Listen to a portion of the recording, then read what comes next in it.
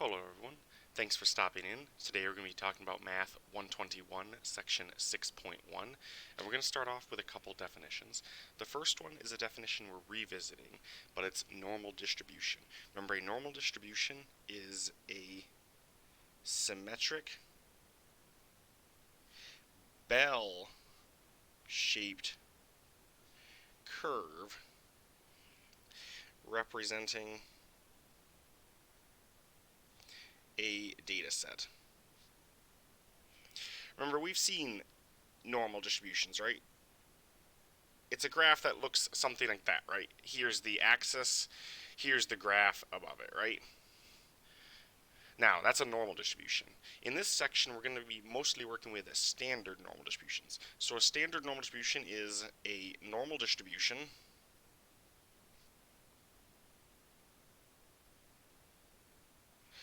with the mean equal to 0 and the standard deviation equal to 1. It has those additional properties. The standard part corresponds to these two parameters. A standard normal distribution has to have an average or a mean of 0 and a standard deviation of exactly 1. Now, you might think to yourself, not many data sets have exactly these properties, and you'd be correct. Usually, if you think about average height, is it 0? No, it's not 0, right? Standard deviation, probably not exactly 1. But a standard normal distribution has exactly 0 and exactly 1, and it needs both. It doesn't just get one or the other, it needs both of these. So if you have a normal curve that has these properties, then you have a standard normal distribution. Now, it's important to note something. We can find probabilities using areas.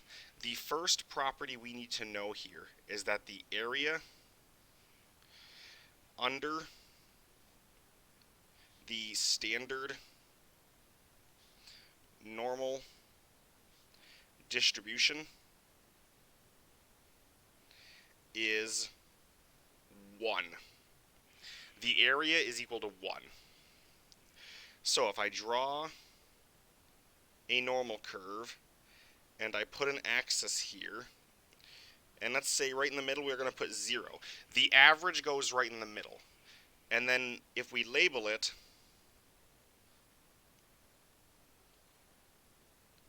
it'll look something like that for the axis.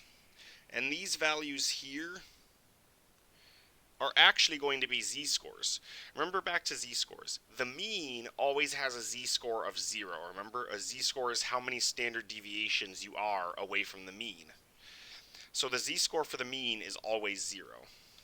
And what this is saying is this shaded area here, the area equals 1. That shaded area. The total area underneath the curve is equal to 1. So we can use this to help us. So, step 2. So, area under the normal distribution is 1. Confirm that it is a standard normal distribution. Since we know the area under the standard normal distribution is 1, if we confirm we have a standard normal distribution, that's the first step of the problem. We need to make sure our mean is 0 and our standard deviation is 1. So, knowing what the area is, we want to confirm we do in fact have the properties we want. Step 3. Use the z-score table to find areas that correspond to each z-score. And here is where we are going to be using this other document I will have uploaded with this notes packet. Notice it has two parts, a negative z-scores half, and it's a nice full table with tons of numbers in it. And then a positive z-scores half. We're going to be using this table a lot moving forward. So we're going to use the z-score table to find areas that correspond to each z-score.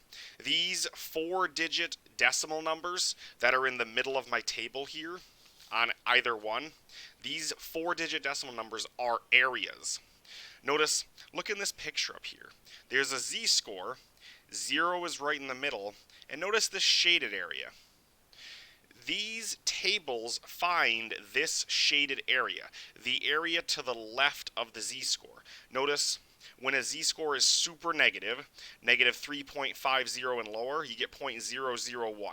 Then look at all the numbers. They steadily rise as we go through the table until we get up to 0.500 all the way down here at the bottom on the negative side. Then on the positive side, same thing. It starts at 0.5000 and we start counting up until we get to 0.9999. That should make sense. The total area is 1, so our values will range as we move further and further to the right. This leftward area right here, right? Imagine this line is moving this way. We're going to have closer and closer to a value of 1, right? So we can use this z-score table to find areas that correspond to each z-score. So we can find areas. So, step 4 is remember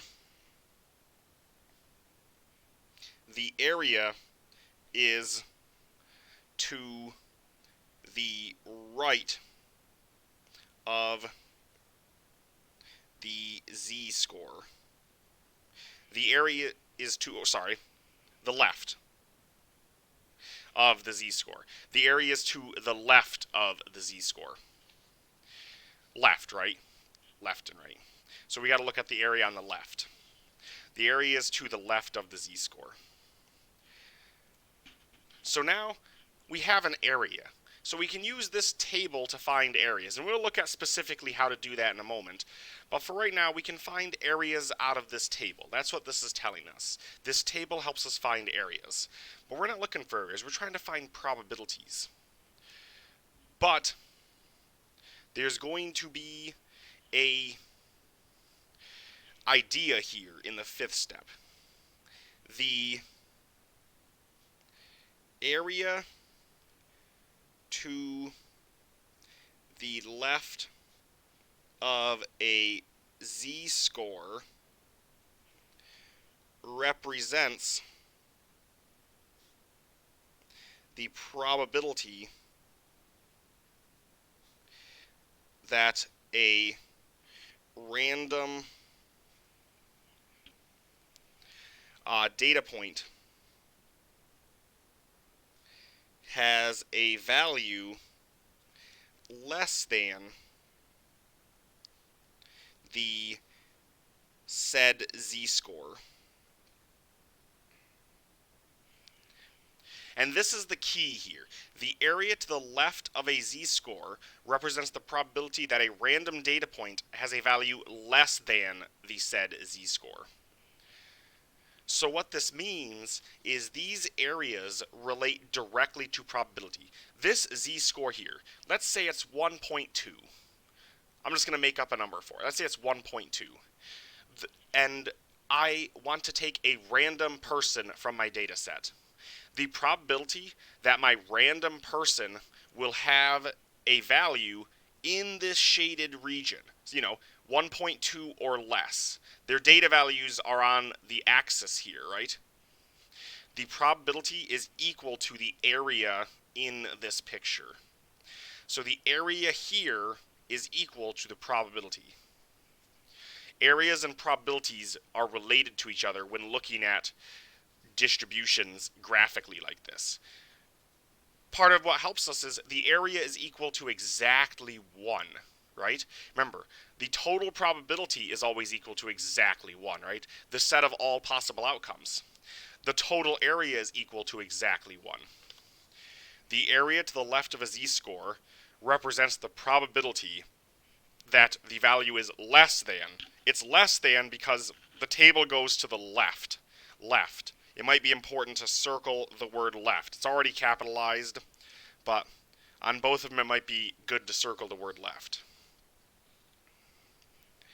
We'll talk about how to use the table to find values to the right as well.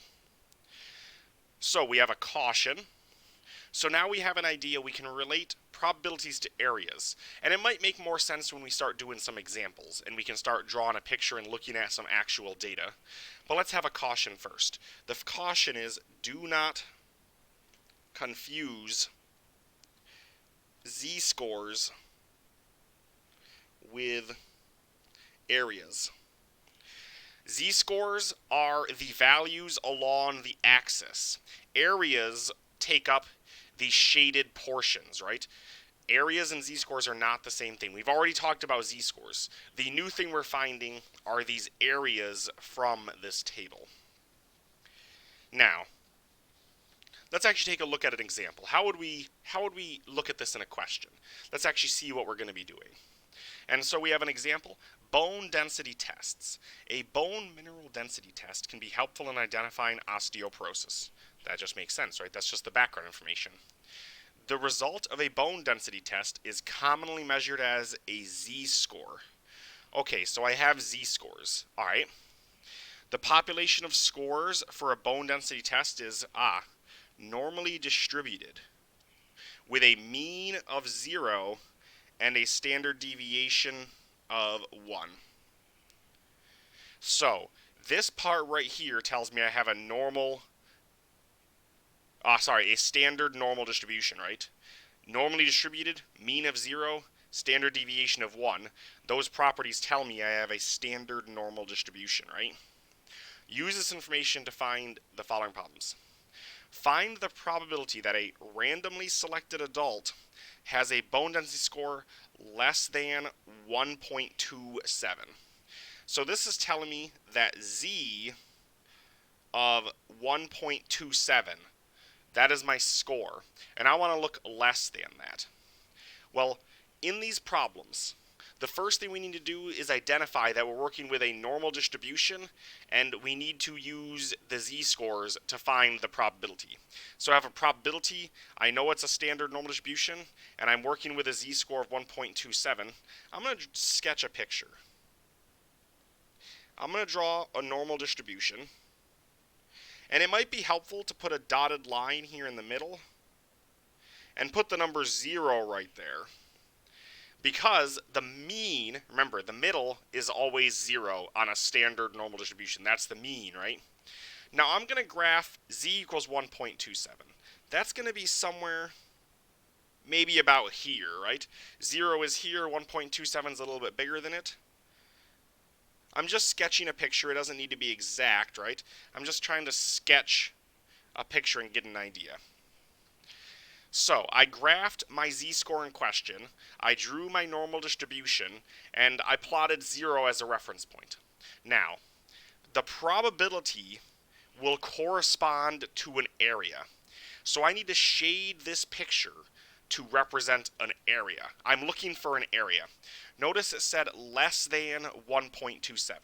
Less than are all the values below 1.27, right? That's 1.27 this way, right? And the area I'd be looking for is this shaded area right there.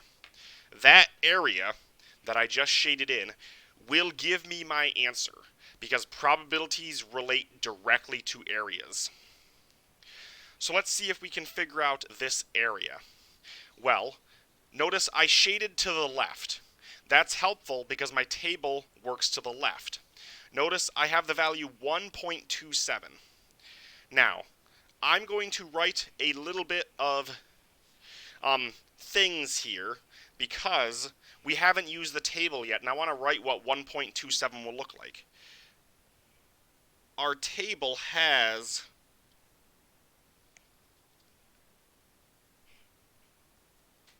some values on the outside left and outside top.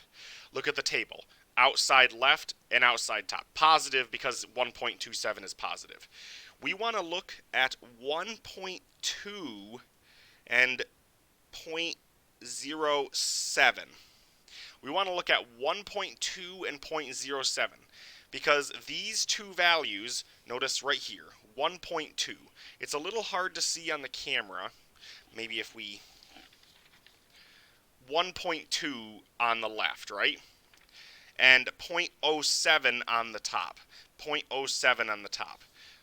We're looking for 1.2 and 0.07. In our table, if I find where those two values meet, I get 0.8980. 0.8980.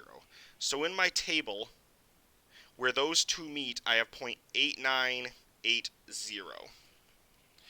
0.8980 is the value I find in my table when I look up the z-score 1.27. Now, this is the area. This area right here is equal to 0.8980. That should kind of make sense. Look at this shaded picture. It's most of the picture, isn't it? The whole picture is equal to 1. So most of the picture, 0.8980, that makes sense, right?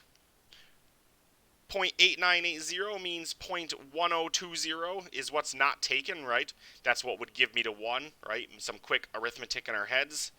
We have the area. This is the area of this Sharpie shaded area I just drew. So, the probability the adult has a score less than 1.27 is 0.8980. Or some people might prefer to write 89.80%. Some people like their probabilities as percentages. Make sure you know the difference between decimals and percents, right? Remember, you got to move the decimal place twice. The probability the adult has a score less than 1.27 is 0.8980. So, we can use these shaded areas to find examples. Now, some people might write this example slightly differently. Some people might write, excuse me, some people might want to write this a little bit differently. And so we can look at the probability that has a score less than 1.27. We can look at probability that, and remember, P stands for probability. We can write the probability out like this, right? We can write probability as P. And in the parentheses, one possible notation we could use is P of, we want to know P less than 1.27, and we could write 0.8980. That is one possible option.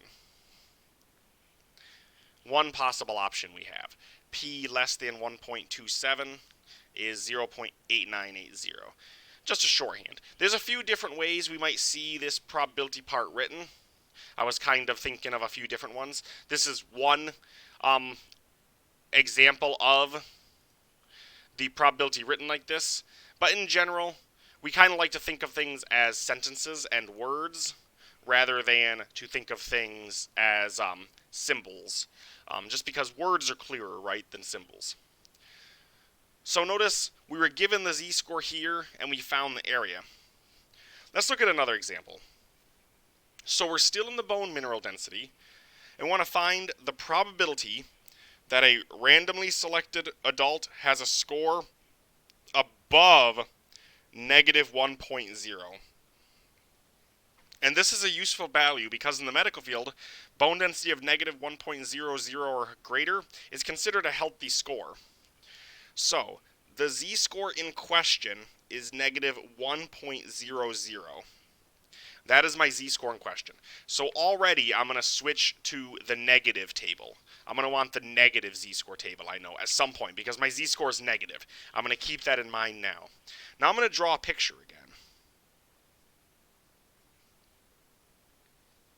And once again, right here in the center It's always good to label your mean. Your mean always goes in the center, but it's 0. And then I got to plot my z-score. My z-score is right here somewhere, right? It's negative 1.00, negative 1.00. And now I need to be careful. This time I wanted scores above negative 1.00. So above negative 1 are scores this way. So if I'm shading, it's those scores. Notice I'm looking above negative 1, right? Notice I shaded to the right this time, but my table only works to the left. Now, my answer is going to be this area I shaded in Sharpie. I cannot use the table to find the Sharpie area. However, look at this area I'm shading in red. This red area. There's a useful property we know. The total area is equal to 1, right? The total area should be equal to 1. That means the red area plus the Sharpie area should be equal to what? Red and Sharpie make 1. Notice if I know the red area, I can find the Sharpie area, right? That's how equations work, right? If you have two unknowns and you know one of them, you can find the other one. Now, the reason this is useful is because the red area will come from my table. Notice the table works to the left, right? We can find areas to the left. I can find the red area. So let's look in the table. Remember, I'm not going to draw the looking part here. Maybe I will. But you don't need to draw this part here. But I'm going to draw it anyways. We're looking for z. And once again, we're going to look at negative 1.0. And then along the top, we're going to be looking for 0.00. The top part gives you the second decimal place. The left part gives you the first two digits, right? Z-scores are always to 2 decimal places, right? That's why the table is written this way, because the left side gives you the ones place and the first decimal place, and the top side gives you the hundredths place, which is the second decimal place, right? This table can give us all the values. So we're looking for negative 1.0, which is way down here, and we're looking for 0.00, which is right here, and the intersection of those is 0.1587. So when I looked in my table, I got 0.1587. Now you wouldn't normally write this little table part here, right, because you'd be looking at the table. You would just write 0.1587. Now, this value here is the red area. So this value here, remember, is this value. This value right here gives me the red area. Well, how do I get the black area? I can do 1 minus the red area, right? I got to get the red area out of the way. So if I subtract the red area from 1, I'd be left with the black area, right? That's just how algebra works, right? Think about it like minus red area, minus red area. So if I do 1 minus the red area, that should equal the Sharpie area. Sharpie area. So 1 minus 0.1587. Well, maybe, decimals aren't your forte when subtracting. 1 minus 0.1587 gives me 0.8413. 0.8413. So if I want to answer this, I could say the probability that a random adult has a score, a bone density score, right? I could write the words a little more verbose, but probability a random adult has a score above, remember we're looking above negative 1 this time, negative 1.0 is 0.8413. Or, if you prefer percentages, or the question is asking for percentages, 84.13%, right? So this would be my answer. I found the probability. Notice this little geometric trick we did. I had to subtract the red area from 1 to get my actual area. That's because I shaded to the right. And remember, the table only works for areas to the left. Only works to the left. So when you're looking to the right, you need to use this little geometric trick. The good news is it's always the same trick. You're always going to have the total area equals 1, and then if you have two areas, they add up to 1. Now, let's look at one more example. Find the probability that a randomly selected adult has a bone density score between -2.5 and -1. This is a useful margin because in the medical field, a score in this range indicates a patient has osteopenia, some bone loss, but not full-on osteoporosis.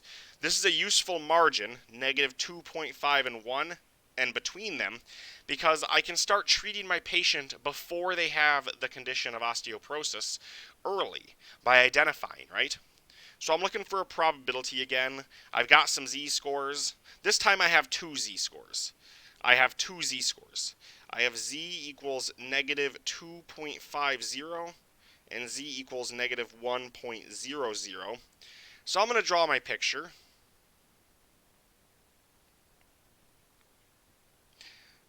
Once again, it might be useful to put the mean in the middle. The mean is 0. And let's see. I have -2.5 and -1, right? So I plotted all my relevant values. I plotted the mean, I plotted -1, I plotted -2.5. Now, it's always good to shade what you're looking for. We're looking for the probability there between these two values. This area right here is the area between. So that area right there is what I'm looking for. Now, once again, this does not come straight from the table, right? First off, the table only lets me look up one z-score at a time, and I have two z-scores. Now let's think about what's going on here again. Notice this shaded red area here. If I look up in the table for -1.0, so the table for z equals -1.00 will give me the red area plus the Sharpie area. Notice that. The table for z equals -1. This area, the red plus the Sharpie, is equal to the area to the left of -1, right? That's the value the table will give me, right? The table will give me the area to the left. So from here leftwards is the table value for z equals -1, right? Also, the table for, oops, I forgot the word table. The table for z equals -2.50 is just the red area, isn't it? The table for -2.5 is just this red area. That's the area to the left of 2.5. Now notice, I'm looking for the black area. Looking this value up in the table will give me both areas added together. Looking this value up in the table will give me just this area.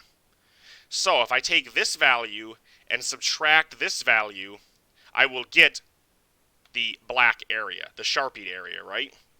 I'm trying to find this area I shaded in black, not the area I shaded in red. So, let's look in the table. Let's look up the table for -2.5.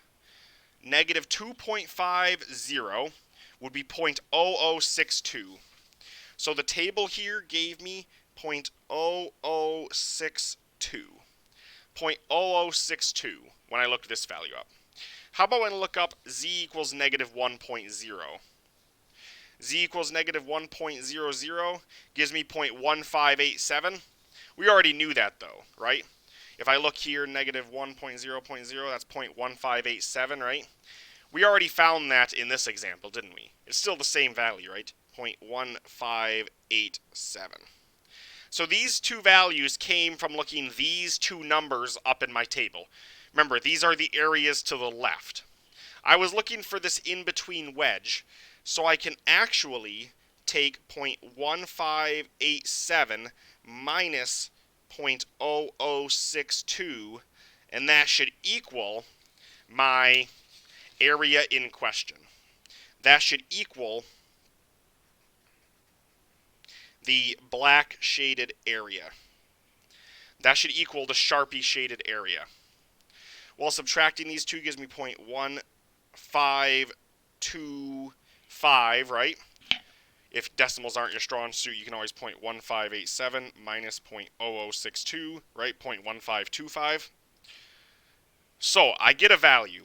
This value here is the black area. Notice I had to do a bit of geometry trick again, right? I had to think about it. But once again, anytime you're looking at an in-between value, it is always going to be this same trick. You subtract the two values because the table always goes to the left. Because the table always gives us the same direction, we will always have the ability to use the same geometric tricks. Notice in the first example, we did not do any trick, right? The value we looked up in the table was our answer. That's because in the first example, we shaded left. In the second example, the value we looked up in the table was not our answer. We had to subtract it from 1. That's because we shaded right. And then in the third example, we had two values from the table, but our answer was this this geometric trick, right? We had to get the in-between value. So, for this answer, the probability the adult's score, or the adult has osteopenia, right? We can use the medical condition the question is asking about, right? Indicates a patient has osteopenia. The probability the adult has osteopenia is 0.1525. 0.1525. Or if you prefer, or the question was asking, remember probabilities always relate to percents. You could have said 15.25%, right? That's this shaded area. So this is how we can use these areas to find probabilities. This only works because this was a standard normal distribution. Bone scores, bone mineral density test scores, these bone density scores are normally distributed in the standard manner. Mean of 0, standard deviation of 1. That is the only reason we can use these areas to find probabilities. That is only true here. We need a standard curve, a standard normal distribution. Because the bell curve has a lot of nice properties. The main one that we're using right now is that areas correspond to associated probabilities. That is a really powerful fact. Now, someone in a traditional classroom usually asks, why do areas relate to probabilities? And the answer mathematically comes from calculus. The actual math behind the scenes, like where do these numbers in the table come from? How did you calculate these? You would need to do calculus to calculate these. The calculus is doing the heavy lifting for us. However, we don't need the calculus. Somebody already calculated all the numbers for me. I already have all the numbers. Here are all the negative numbers. Here are all the positive numbers, right? Well, not all of them, but all the ones we care about, right? It gives us the z-scores and the table of values. We've already had the calculus done for us. So calculus is the mathematics that allows us to relate areas and probabilities. It's doing the calculations for us. And so the table, we just can look up the answers. We just need to know that areas, these areas we shaded, correspond to these probabilities. Now, what about in the reverse? So we just found probabilities using z-scores. What if we want to find z-scores from known areas? We want to find z-scores from known areas. Well, finding z-scores from known areas is a little bit different because we're going in reverse. Now we're going to be given an area and finding a z-score. So step one, the first part is identify. You have a standard normal distribution. I'm just going to write dist for distribution. You have to identify you have a standard normal distribution. The second step is know the given area. You have to identify that you were given an area. You need to know that you were given an area, right? You have to identify you were given an area. In the previous examples, we were given z-scores, right? We were given z-scores. 1.27 was a z-score because it was their bone density score, right? Bone density scores were z-scores. Now we're going to be given an area. We're going to be going in reverse. Now, step 3 is find the area or closest value in the, and I'm going to use the word guts in quotation marks, of the table. We're looking in the guts of the table now. We're going in reverse. The value we're looking for will be one of these, and the unknown we want is actually the z-score on the boundary. We're going in reverse, right? Step 4, find the boundary values. Find the boundary values.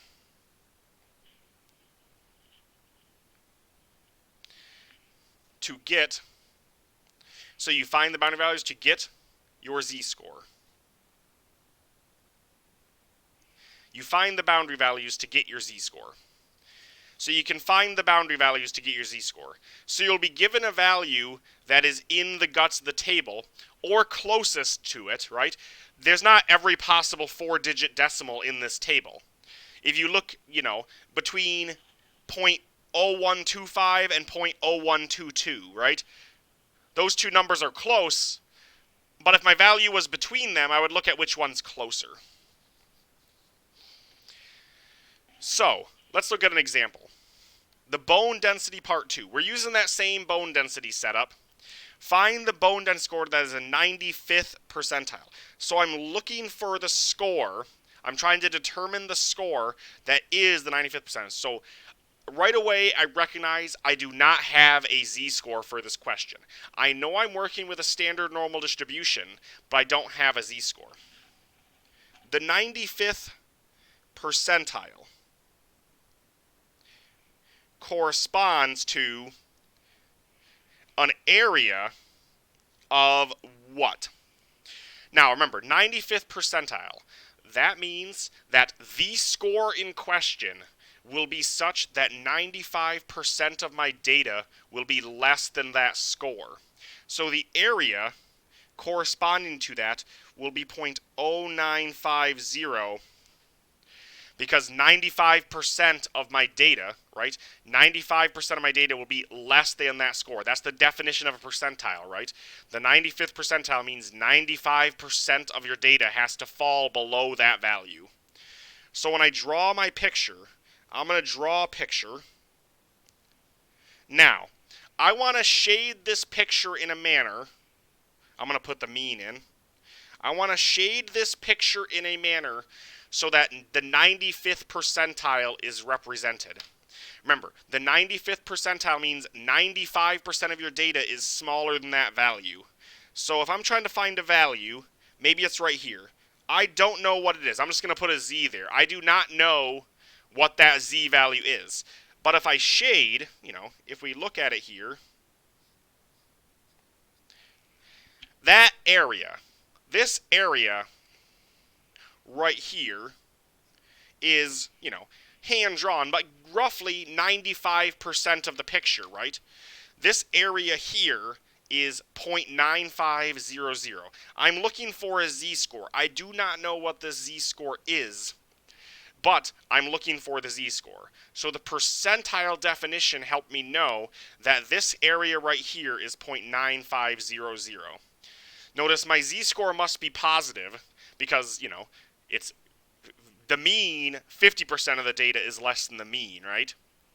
So for the z-score, 95% of the data would be less than it. So I'm going to go to my positive z-score table. And in the guts of the table, I'm looking for the number 0.950. Let's see. 0.9441, 0.9452, 0.9463, 0.9674, 0.9484. I'm getting closer. 0.9495, 0.9505. Somewhere in between here is 0.9500, right? Somewhere in between here. Notice there's an asterisk here. There's a little asterisk with an arrow pointing at it. If I follow this down, notice it says area of 0.9500 is 1.645. The z-score is 1.645. This little asterisk here tells me that this special area down here, notice that's the number I'm looking for, 0.9500. The table tells me I use a z-score of 0.1645. 1.645. Now, z-scores are normally 2 decimal places. This one is different because the table gave me that little asterisk. It gave me a 3-digit z-score. It spat out the answer for me. There was an asterisk that pointed me right to the true answer. So, the 95th percentile is 1.645 would be your answer. That is the 95th percentile. That means that 95% of adults have a bone density score of 1.645 or lower, right? That's what percentile means. 95% of your adults have that value or lower. That matches the picture, that matches the definition of percentile, and that kind of makes sense, right? This is 1.6 standard deviations above the average. The average bone density is 0. That's the average score, because this is a standard normal distribution. So it matches our intuition. Now, let's look at another example. The bone density score, so right away I'm looking for a score that separates the top 2.5% from the rest of the data. So I'm looking for the top 2.5%.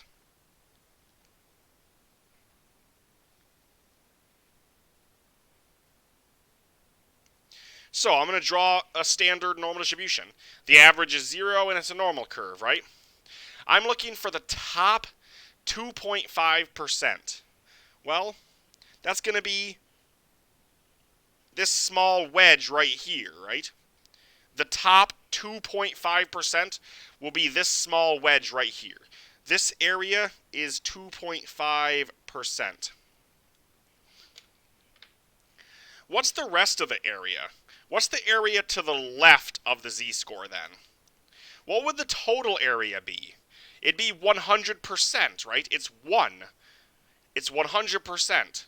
So over here, this shaded red area, the red area is equal to, it'd be 97.5%, right? 100 minus 2.5 is 97.5%. Now, why did I look at the leftwards area? It's because your table only works to the left. The table only works to the left. Whenever you have a picture, always try and get things in terms of the leftward direction. The table only works to the left. So the top 2.5% is the same as the score for the bottom 97.5%, right? Just flipping the language. I need to the left. So my area in question is 0.9750. Notice I converted it to a decimal. We'll want a decimal value. because we can't use the percentage. We need a decimal. This area here is what I am going to look up in my z-score table. So if I'm looking in my z-score table, 0.97, let's see, in this row I have 0.9713, 0.9719, 0.9726, 0.9732, 0.9738, 0.9744. Hey, here's 0.9750. 0.9750 right here. I might circle it so we have that value. And now, there's my area I was looking for. What z-score corresponds to that? If I go left, I get 1.9. If I go up, I get 0.06. 1.9 and 0.06. 9750 gives me 1.9 and 0.06 on the boundaries. So my z-score is equal to 1.96, right? The left part, the 1.9, gave me that. The top part, the 0.06, gave me the 6. So the score of 1.96 separates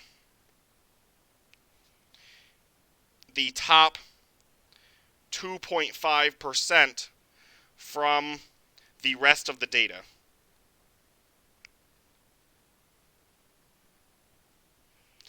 The score of 1.96. And once again, that should make sense. That's almost 2 standard deviations, right? That's quite a ways over there. Right? 1.96, that's a pretty big z-score, right? So it should make sense that our z-score should be quite a bit to the right. Remember, being 2 standard deviations above or below, +2 and -2 is significantly high and significantly low. Remember back to the range rule of thumb. So you should always think that values that are getting closer to 2 are going to be large. The end of the chart is not 2. Notice it goes up to 3.50 and up. Your z-score can go up to infinite. However, generally speaking, it'll be numbers between 0 and 3.5 because it's extremely unusual for a z-score to be significantly bigger than 3.5 or significantly lower than -3.5 because 2 and -2 are the cutoffs for unusual values. Remember that. The range rule of thumb says +2 and -2 are the z-scores that cut off unusually high and unusually low values, right? So here, we're getting closer to 2. It makes sense that it separates a small percentage of our data, right? Now, notice we went backwards with areas. We have now finished the notes for this section, and I just want to quick hash back through everything in a format that I don't normally do, right? We can find probabilities using z-scores. You might be given a z-score. That was these examples with bone density, right? We were given a z-score and we used the area to find the probability, right? Don't confuse that with these other examples where we were given areas, percentages, percentiles, things of that nature, to find the z-score, right? We can go forwards and backwards. It's easy to get lost in the chart, right? This chart has a lot of numbers in it. Make sure you know z-scores are the values on the outer edges and areas are the values in the guts. And don't mess up positive and negative, right? There's one table for each. Well, that brings us to the end of 6.1. I thank you all for joining me, and I will see you next time.